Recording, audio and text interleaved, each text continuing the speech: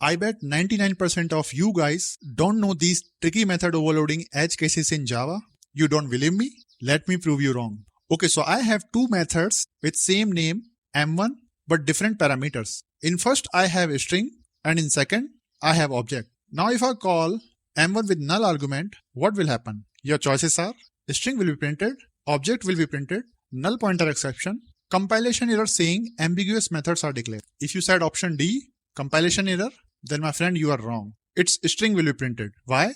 Because while resolving overloaded methods, compiler will always give precedence for child type argument when compared with parent type argument. And in our case, string is a child of object. Everything is child of object. Hence, string is printed. Now let's try with string and string buffer. String buffer? String? No. It will be compilation error of ambiguous method. It may look like string and string buffer are related, but they are not, as no one is parent or child of each other. Okay, now we are good with the strings. Let's try with numbers. I have parameter as int a and vararg int a. If I call m1 with 1, what will happen? Compilation error, right? No. It's int without vararg will be called.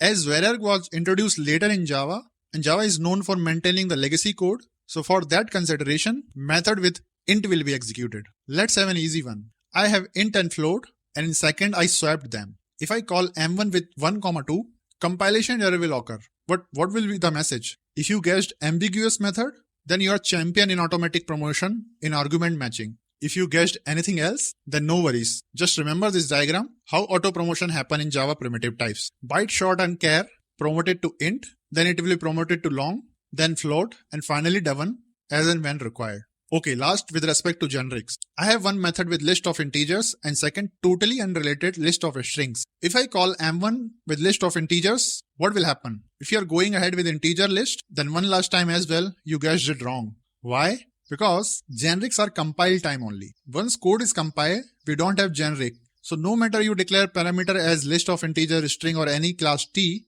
after compilation, the generic type will be erased. Hence this compilation error will occur. Please like, share and subscribe if you really like the content. I will meet you with another mind-boggling tricky things in Java in my next video. Till then, happy coding.